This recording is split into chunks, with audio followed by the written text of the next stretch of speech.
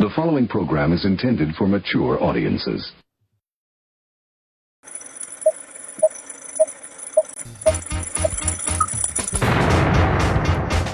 Revelation.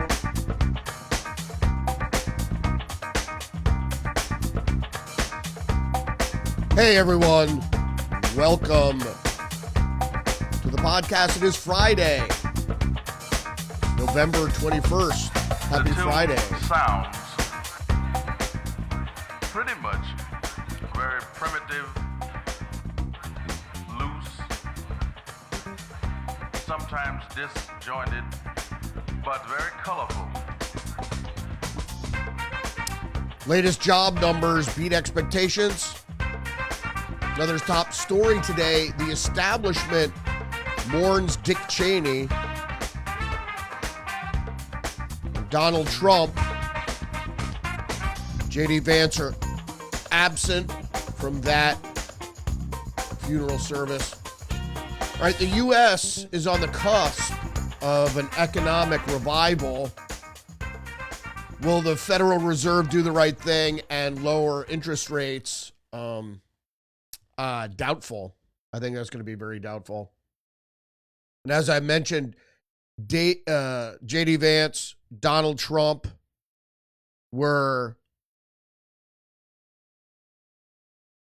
conspicuously absent from the funeral service for global villain Dick Cheney, former vice president under George W. Bush. Let's see here. Little technical problem already. How is that happening?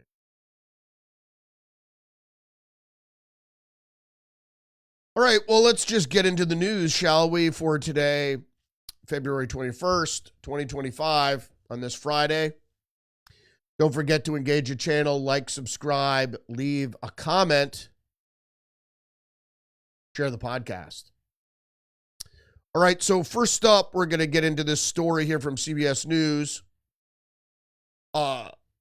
Employers added 119,000 jobs in September, blowing past expectations. This was a delayed release because the government was shut down, and so they weren't releasing numbers. We still haven't got the inflation numbers, but unemployment ticked up, which means it's very likely that the inflation numbers will be going down, and at least that's an indication. Other big news from Just the News. Trump's Russia-Ukraine peace plan calls for the end of NATO expansion. Now, it wasn't overtly laid out. A news report published, there was mention of it in the AP, but also in the Financial Times. On Thursday, states President Donald Trump's 28-point peace plan to end the Russia-Ukraine war includes an agreement to stop the expansion of NATO and would use $100 billion in frozen Russian assets to rebuild Ukraine. All those are good things as far as I'm concerned. If NATO wasn't so zealous in wanting to expand into Ukraine, we probably wouldn't have this war.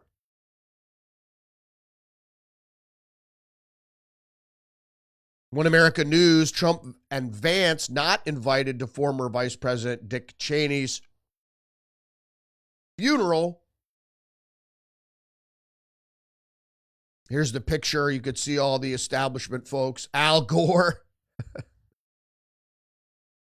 George W. Bush, who looks completely out of it, as does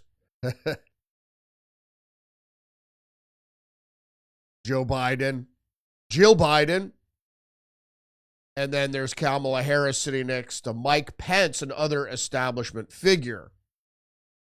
Trump's absence is notable as it is customary for the sitting presidents to attend the funerals of former presidents and vice presidents, highlighted President Trump's poor relationship with the Cheney family. It has nothing to do with that. It's the establishment, which Dick Cheney was a part of the GOP establishment, and the Democratic establishment and the Republican establishment formed the uniparty, which everybody else is fighting against, everybody in the electorate.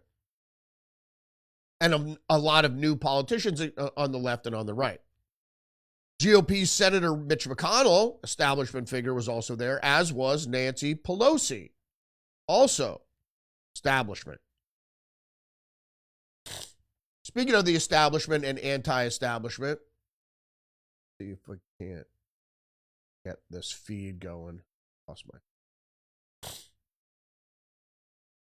Fox News has the headline: Trump labels 6 Democrats who told troops to refuse unlawful orders as traitors who should be arrested. President Donald Trump said the video constituted seditious behavior. You've all probably seen it by now. It was Jason Crow and a bunch of other knuckleheads, Elisa Slotnick, all very nefarious intelligence people. It amounts basically to the 50 intelligence heads that signed the this and that and the other thing. It's the same thing. They're angling it a way to discredit Trump, trying to allude to the fact that somehow what he's doing is illegal or he's not a legitimate president.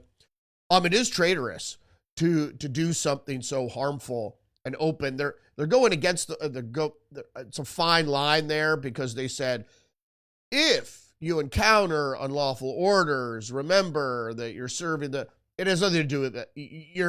The president is the executive. He is the commander in chief. Orders flow down from him. If you were asked to shoot civilians or something, yeah, sure. You're going to neglect that order. But that's what they're setting up. They're setting up the false flag.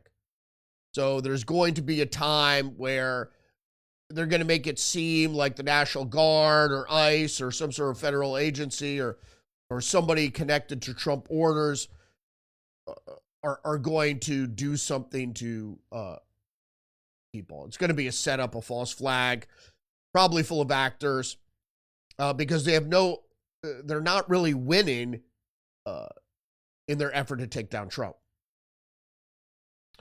who they consider a fascist, authoritarian, and all these other things, which he's not. He's constrained, obviously, by the Supreme Court, and he's constrained by Congress, particularly with spending and what he can do in terms of monies. Like, if he unilaterally wants to keep funding from New York City, that's going to be hard for him to do. However, as long as he controls Congress, which he will for another year or so, the Republicans do, they can withhold funding from New York City. Well, when we talk about fascism, there's a good article here in PJ Media. What we talk about when we talk about fascism, how a political word became a moral bludgeon. This is absolutely true. And what we're going to talk about here is, first of all, what fascism means and what they want it to mean. And I think Jamie Wilson outlined this article very well. First, he quotes Jonah Goldberg's iconic book, Liberal Fascism, attempted to bring clarity to the word fascist, defining it as a form of authoritarian statism. Real fascism meant a single party, a strongman leader, suppression of dissent, elimination of political pluralism, state-directed economics, and militarized culture that glorified struggle and obedience. Not really. What fascism, that's Mussolini's fascism, maybe. Fascism means, and we're going to get to that, is you have to look at the symbology of the fasces. It's a bundle of rods, birch rods used for capital punishment. So it represents authority. And in the middle, usually there's an axe that represents the state that has the right to met out capital punishment. What it means is pillars of power. Each rod represents a pillar of power within a society. And they all work together towards one goal. The goal in that United States was supposed to be freedom and liberty, and that's why even in the halls of Congress, the fasces is there to represent that.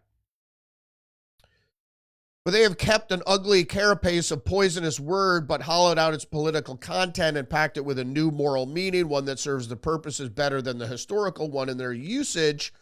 Fascist no longer, and they're talking about leftists here, no longer describes a regime or ideology. Rather, it marks someone as an outsider to their worldview, as someone dangerous, illegitimate, emotionally threatening, or unwilling to affirm assumptions of their moral tribe. Indeed, that is true.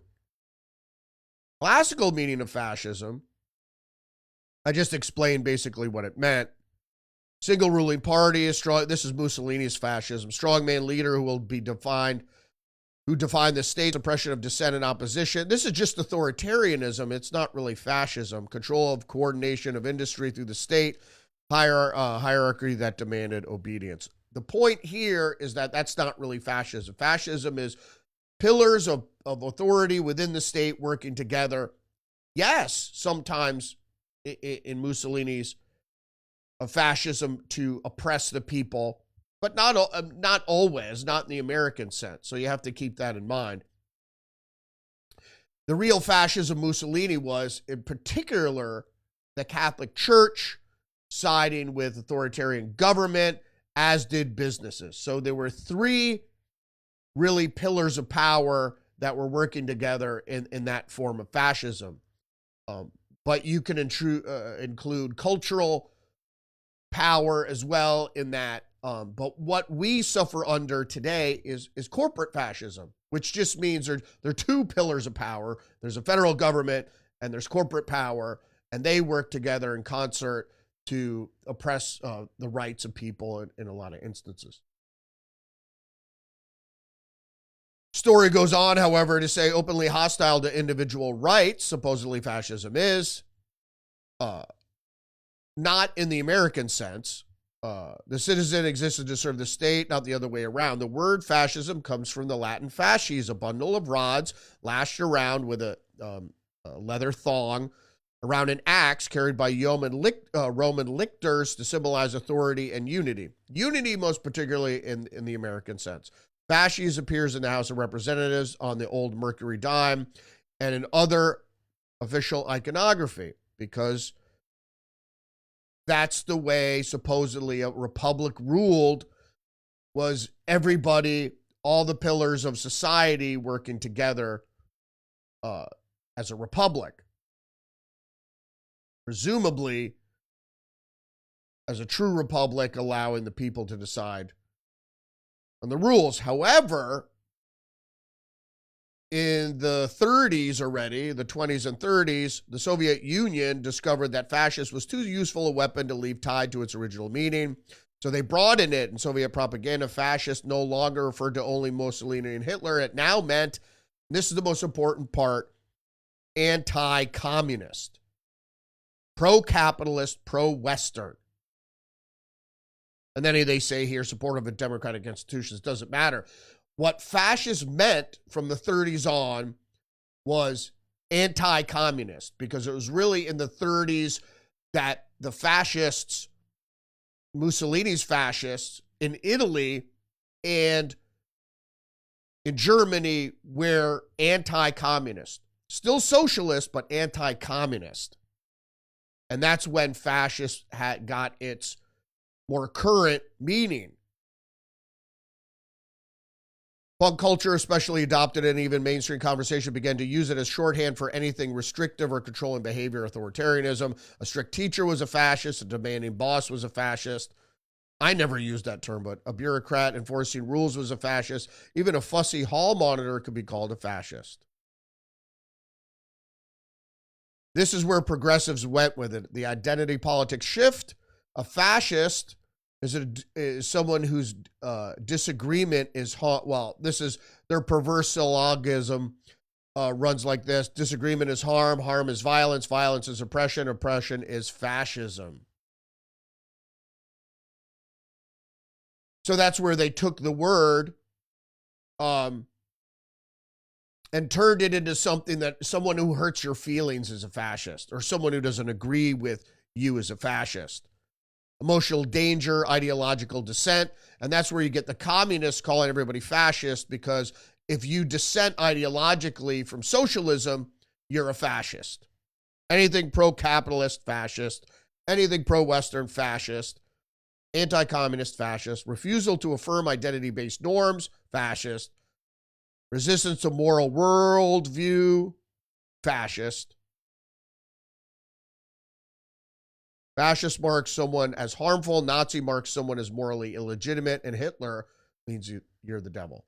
So that was a good roundup by PJ Media about how this word fascism came to being. Let's see if I can't get this feed going again here.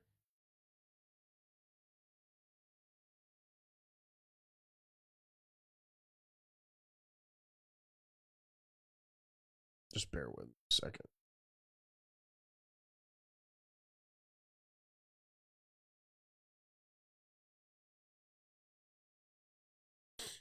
Yeah, I made the mistake of trying to run another program in the background, and it just...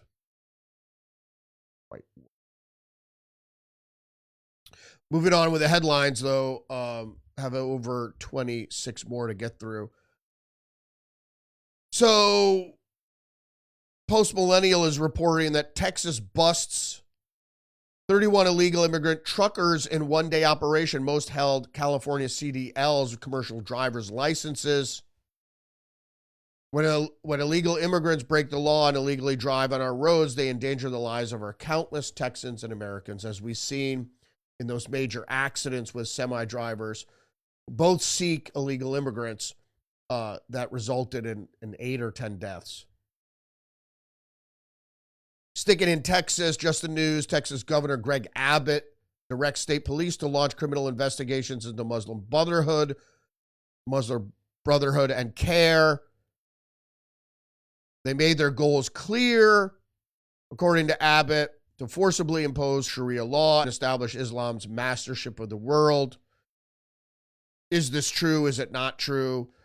We know that CARE is a community organization that aids Muslims and is said to have terrorist ties. I don't know about that, but even Muslims have warned us.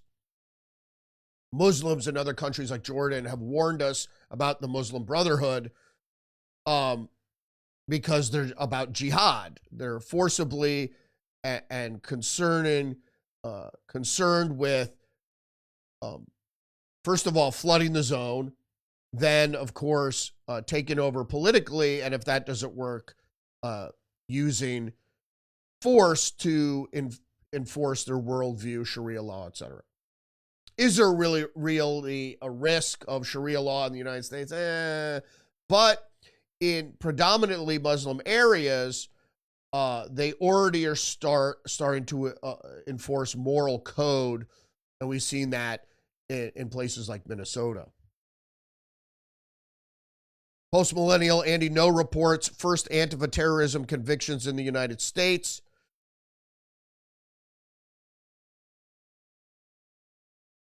Five far left extremists in Texas have admitted in federal court to being Antifa members, and a North Texas Antifa cell that carried out an ambush terror attack on an ICE facility. Yes, there are card-carrying members of Antifa.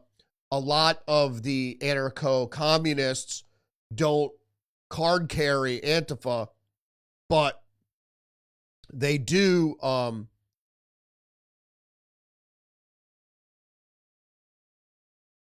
let's see here. They do support the same ideology, which is the problem. It's not even so much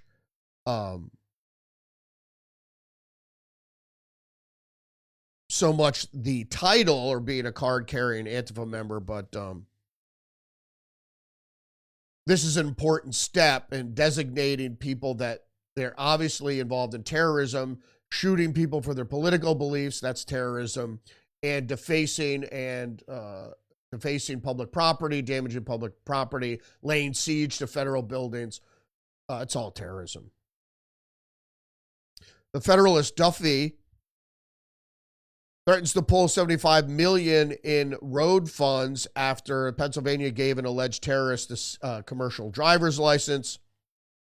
This pairs up with that other article from Just the News with the Texas enforcement.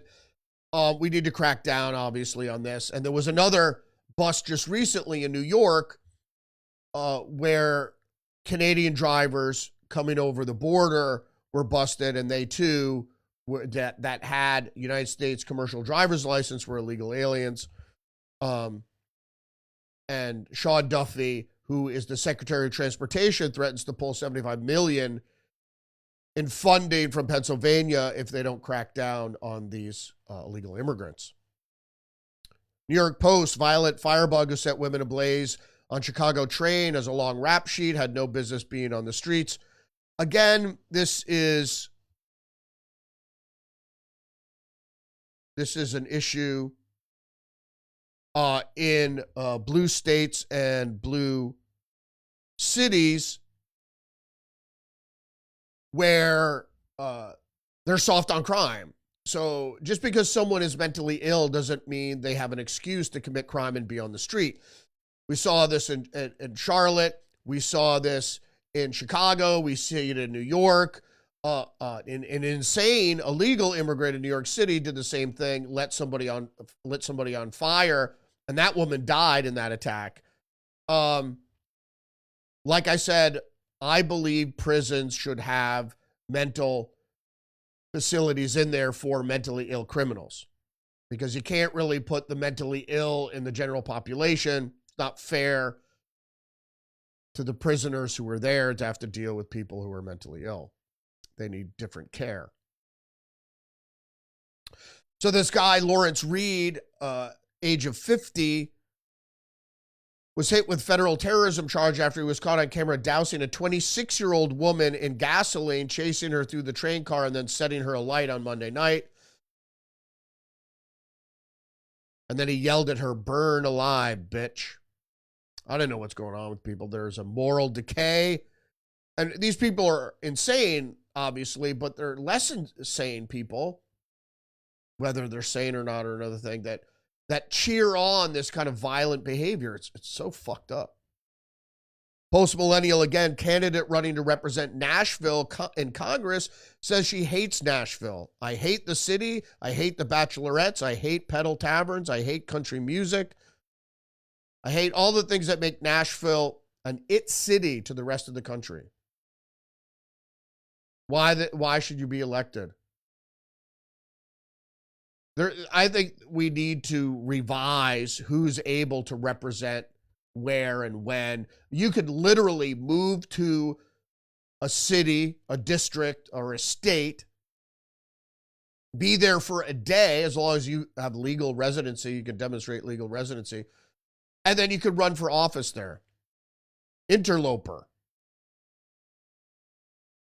Democrat candidate Afton Bain is under fire after recordings surfaced of her expressing hostility towards Nashville, the city she currently represents in the state legislature and would represent as part of the district if elected to Congress. The December 2nd election was triggered by the July resignation of a Republican Representative Mark Green, who left Congress for the private sector position. Voters will choose between Matt Van Epps, the GOP nominee, who will likely get elected, and a Tennessee National Guard veteran. Oh, he is a Tennessee National Guard veteran who previously served as commissioner of the Department of General Services, and Bain, a Democratic state representative, a former community organizer. Yuck.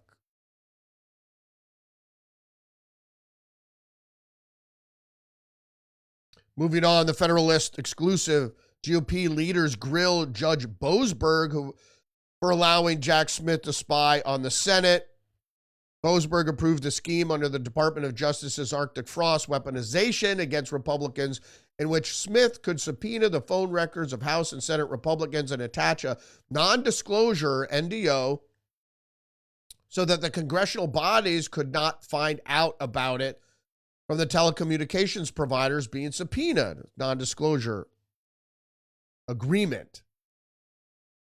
Republican lawmakers note that the 43 subpoenas issued to Verizon and 2 issued to AT&T all had non-disclosures, and 19 were approved by Boasberg.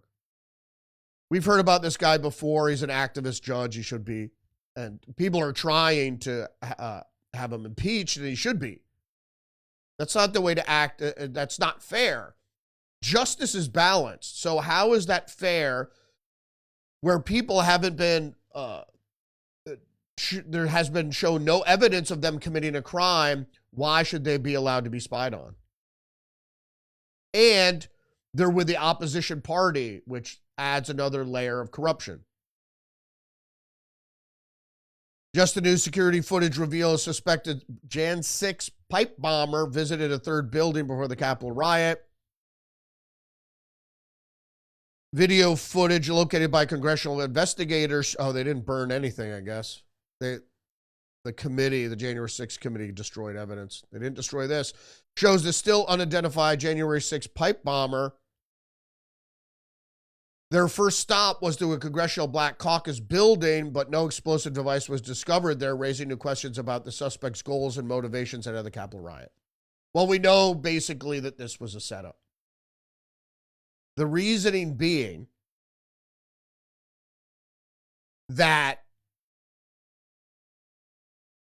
there was a change at the last second to decide what the targets were and why it was the GOP headquarters and the Democrat headquarters. Obviously, somebody made that decision instead of making it the DNC headquarters and the Black Caucus headquarters.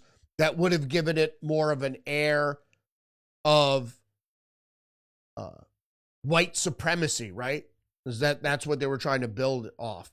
But probably at last minute, they decided not to do that for some unexplained reason. Maybe it would be too apparent. The thing is, when intelligence operations go down, the main thing connecting them all is ambiguity. When there are clues left, it's always so ambiguous that you don't know what the fuck.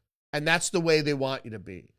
They want you to, you don't know what the motive, there should be ambiguity about motive. And they do this all the time. There's always no motive, or the motive is misunderstood, or they're competing motives. So the reason is so they don't figure it out. Because if it was just put on the Republicans of white supremacy and then it started to unravel, that maybe people could think that they're trying to frame up the Republicans, which they were.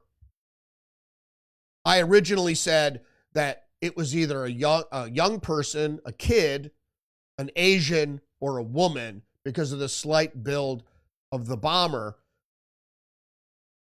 Also, why did they wear a gray hoodie instead of a black hoodie? Right? If you're sneaking around at night with a face mask, wouldn't you want to be wearing all black? So there's reasoning behind that also. PJ Media, DOJ arrests U.S. citizens and Chinese nationals for exporting AI tech to China. 2 U.S. citizens, 2 Chinese nationals. They were trying to export to China advanced NVIDIA microchips. Those are the AI chips. Graphics processing units, GPUs, are used in a wide range of critical artificial intelligence applications. The 2 Americans arrested were Han Ning Ho, also known as Matthew Ho, a Tampa resident who was born in Hong Kong, Chinese, and Brian Curtis Raymond of Huntsville, Alabama. The 2 Chinese nationals arrested by the DOJ were Cham Lee, also known as Tony Lee, and residents in Leandro, California, Jing Chen, also known as Harry Chen. Good. Arrest. Yeah, there's something, I'm getting something fucked up here. One of my viewers here is saying, no, I can't access the show. They tried twice already.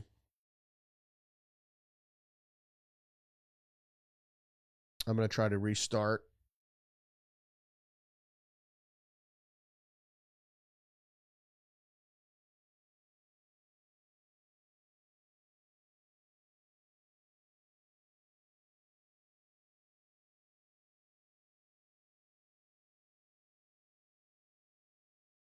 Let's see if this works.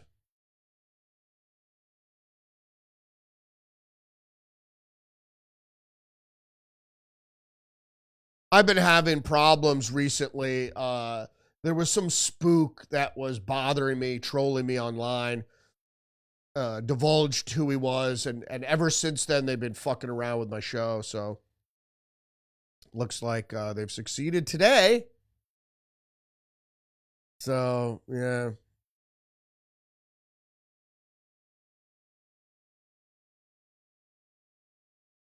Says it's connected. So we're gonna move on with the show regardless. And if you can't access the show, I mean you can't hear this, we're gonna put up a message right now anyway. Put up a message for folks.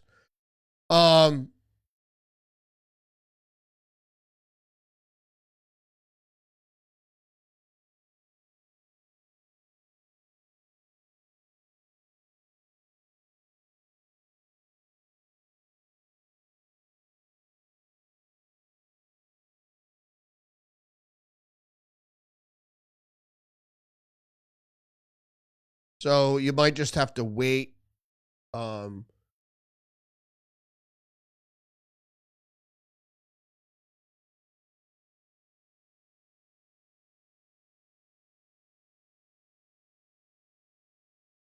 Got some viewers here, but it doesn't look like the stream is going, so I don't know what's going on. Like I said, I tried to run another web page and a program. It didn't work. It seemed to fuck everything up. So excuse me for that. So we're going to move along with the recording. So getting back to this NVIDIA chip story. So these Chinese spies had a deliberate and deceptive effort to transship controlled NVIDIA GPUs to China by falsifying paperwork, creating fake contacts, and misleading U.S. authorities. City Journal has the story, largest funder of Al-Shabaab is the Minnesota taxpayer, how some of the state's welfare funds ended up in the hands of the terror group. So if you didn't know who Al-Shabaab is, they are a terrorist group in Africa that go around Nigeria, Ethiopia, Eritrea, Somalia. They go around killing Christians. So the Minnesota is drowning in fraud. Billions in taxpayer dollars have been stolen during the administration of Governor Tim Walz alone. Democratic state officials overseeing one of the most generous welfare regimes in the country are also asleep at the switch. The fraud has allegedly been perpetrated by members of Minnesota's sizable Somali community. Federal counterterrorism sources confirm that millions of dollars in stolen funds have been sent back to Somalia, where they ultimately land in the hands of terror group Al-Shabaab. The largest funder of Al-Shabaab is the Minnesota taxpayer. Moving on to the Federalist. Here's why Gavin Newsom's race-based gerrymandering in California will fail. It's pretty blatant that they're using race when they drew up the new districts to get rid of Republicans. That's without contest. And I said previously it didn't make sense because the voters previously voted for a bipartisan board commission to do any redistricting. And then miraculously, Gavin Newsom puts this referendum out there and everybody in California votes to get rid of the bipartisan board for the Democrats to redraw districts. And then you have this rogue judge voting in Texas. I'm going to get to that in a second, but first I want to go to this other article, because in Texas, the Supreme Court said you can't gerrymander on the base of race. So Texas went in and redrew the districts, not based on race, which I guess is based on race, catch-22. And then a judge strikes it down because he says it's based on race when they were trying to undo the race-based districting. Anyway, Vanity Fair, this applies to California. Rupert Murdoch's last hurrah conquering Hollywood with the California Post. California is a veritable news feast. Politicians with national ambitions, climate disasters, the twin industries of Hollywood and tech, and News Corp sees a media weakness to exploit. True. It's going to be based on the New York Post. They need a conservative outlet there.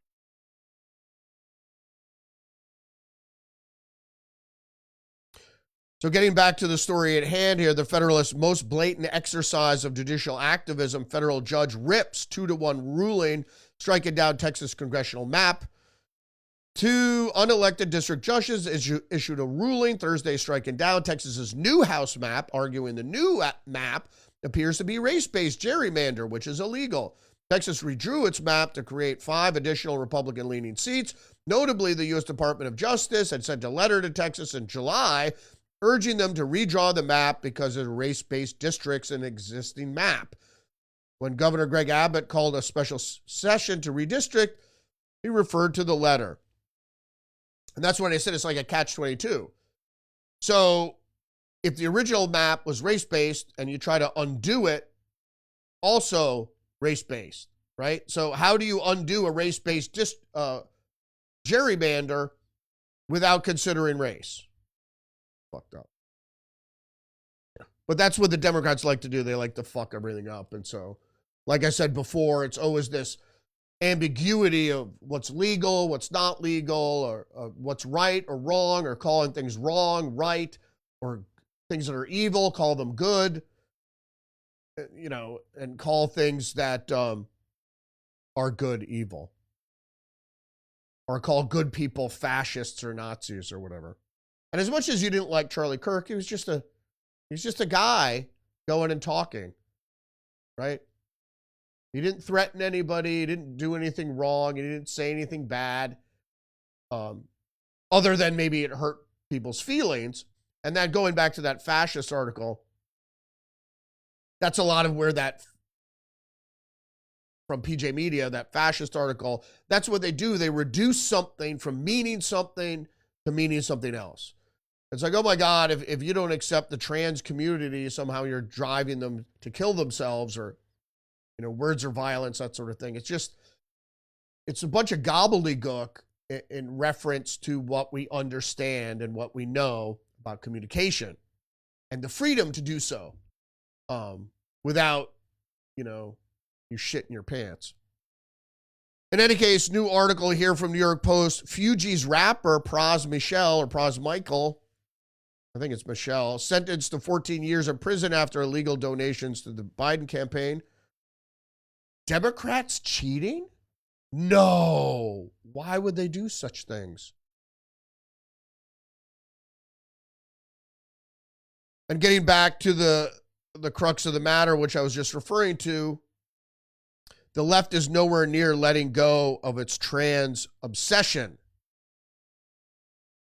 The Washington Post editorial board Wednesday, in response to the Health and Human Services, releasing an updated version of its report on the treatment of gender dysphoria. Rather than take the typical radical transgenderism approach, WAPO asserted that the report leaves us all stumbling in the dark when it comes to mutilating children, headlining the piece, "What we still don't know about pediatric medical transitions." So that's carving up little children because you said that they think they're the opposite sex. The paper's editors can't help but call into question the study's unanimous obvious conclusion, that it is not ethical to subject adolescents to hormonal and surgical interventions, even in a research trial, until and unless the state of evidence suggests a favorable risk-benefit profile for the studied intervention. There never is. There never. As an adult, you have free agency. So as an adult, if you want to pay to have your privates carved up, you can do whatever the fuck you want to do. But not as children. Sorry, you have to wait till you're an adult. Over at CNN on Thursday, Leigh Asmelash was wondering, in a similar cloud of pro-trans confounded befuddlement, the White House wants to eliminate gender ideology and trans ideology. What does that mean, she says. CNN's 19-minute read, published the same day as her piece, memorializing 8 trans-identifying individuals, 7 men and 1 woman, who died this year to study in transgender ideology and propaganda.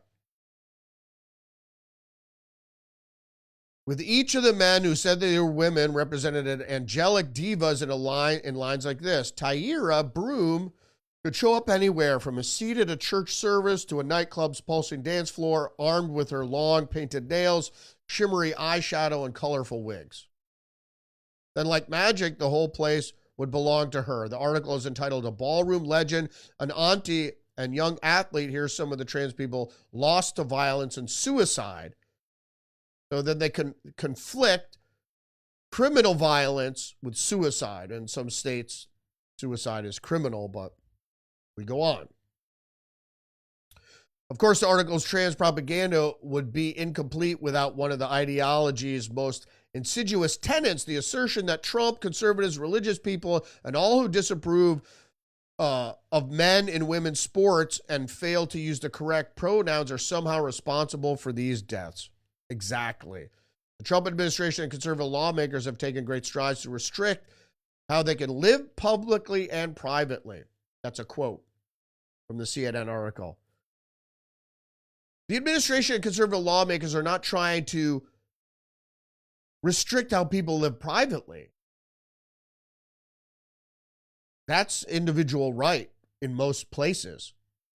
I don't even know, do any states still have sodomy laws? But how you can live publicly, that means if you're a man, if you're visibly a man, you can't go into a women's bathroom. I said before, if you could pass as a woman and no one's the wiser, who the fuck cares? You go into a stall, right, to do your business. If you come out of the stall and you start flinging your wiener around, that's a different story.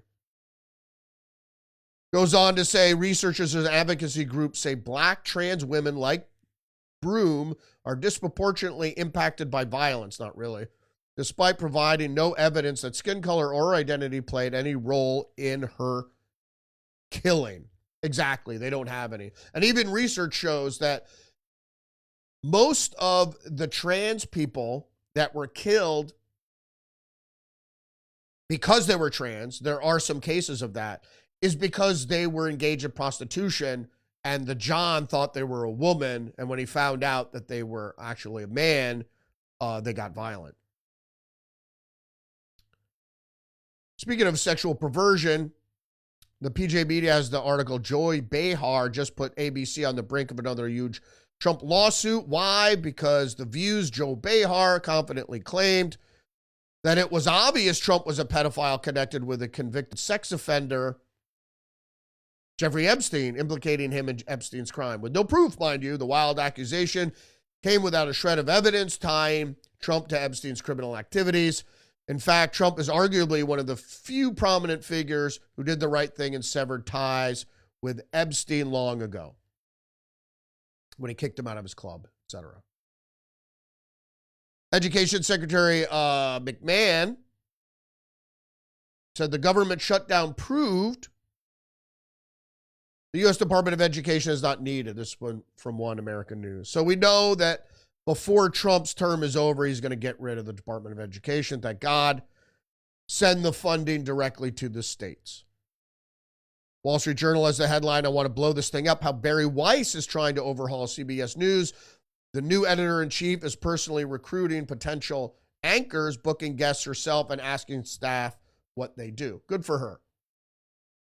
We've already seen evidence on CBS Face the Nation, which is the show, the talking head show I watch on Sunday. I think Margaret Brennan is at least the smartest anchor of those shows. But you could see that her partisanship has been reined in. And she no longer, first of all, the guests, she no longer has 5 liberals on and then 1 Republican. Now, the last show, in any case, that I saw, she had 4 Republicans and 1 Democrat. And she's curtailed her rhetoric, the constantly haranguing of Republicans, and then the softball massaging of Democrats has stopped. So good for Barry Weiss. I think she was underqualified for the position, but if she makes it more of an objective news organization, as news and journalism should be, good. Fox News has the headline, CDC quietly changes vaccine and autism stance after years of controversy. Health agency launches comprehensive assessment after years of stating no connection exists. This was a deal with the pharmaceutical companies. The claim vaccines do not cause autism is not evidence-based claim because studies have not ruled out the possibility that infant vaccines cause autism.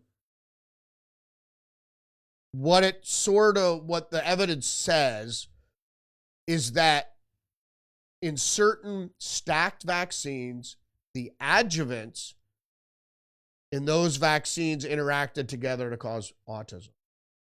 When those stacked vaccines were separated and given, injected over time, less cases.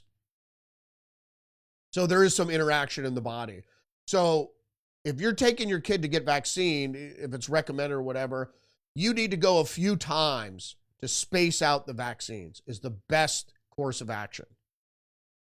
Studies supporting a link have been ignored by health authorities. Indeed, the agency noted that the statement vaccines do not cause autism has been historically disseminated by the CDC and other federal agencies in an effort, and they even quote here in the paperwork, there's a paper trail, the reasoning is to prevent vaccine hesitancy.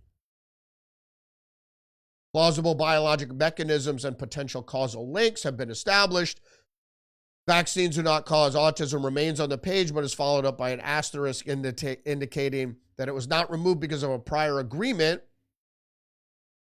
with the pharmaceutical industries rather than because the evidence to support it. And that's basically because the pharmaceutical industry gives the vaccines or gives break on the vaccines to the federal government that then distributes.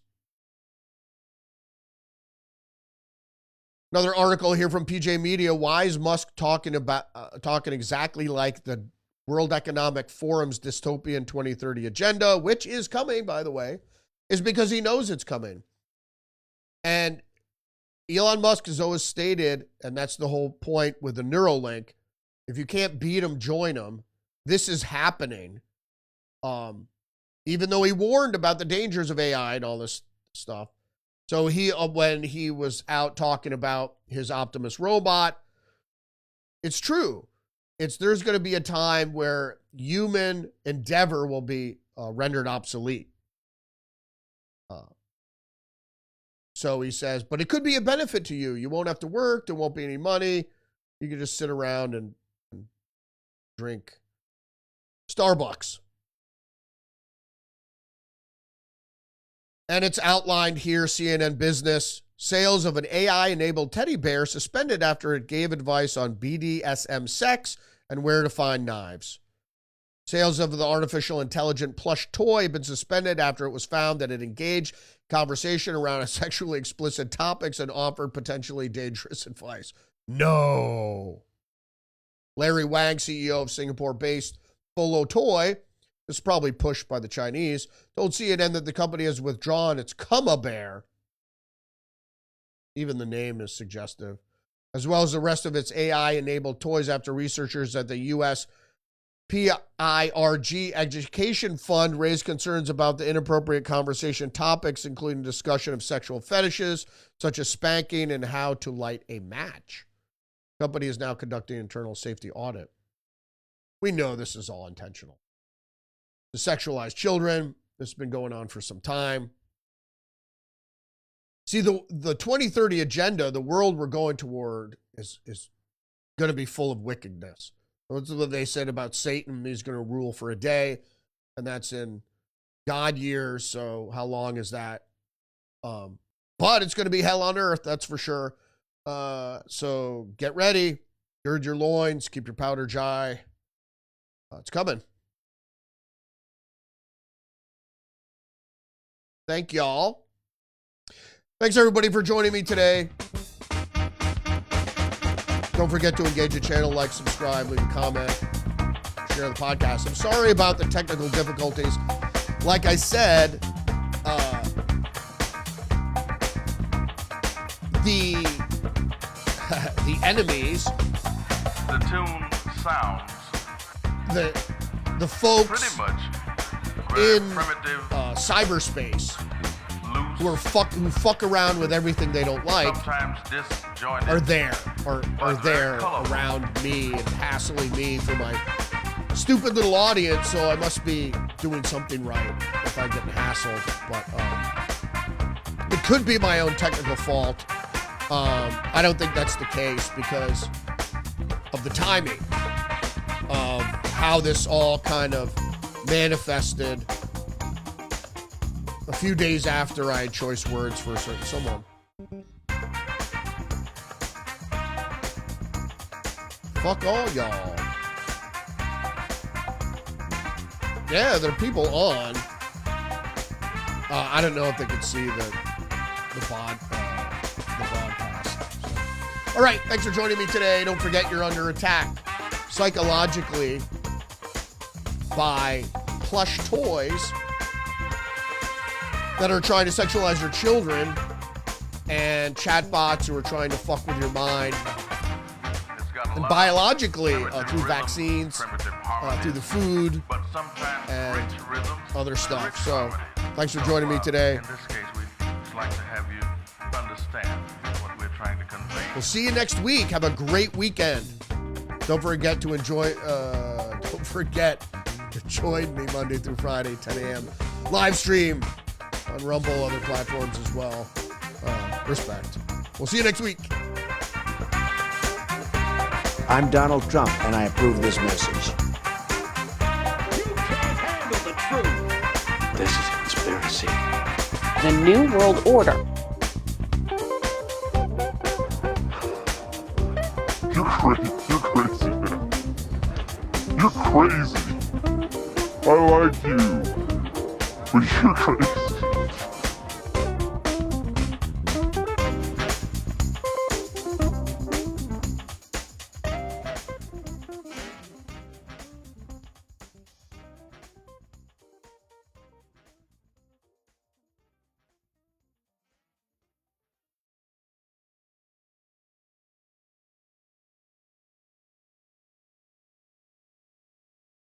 I'm an American. I have rights.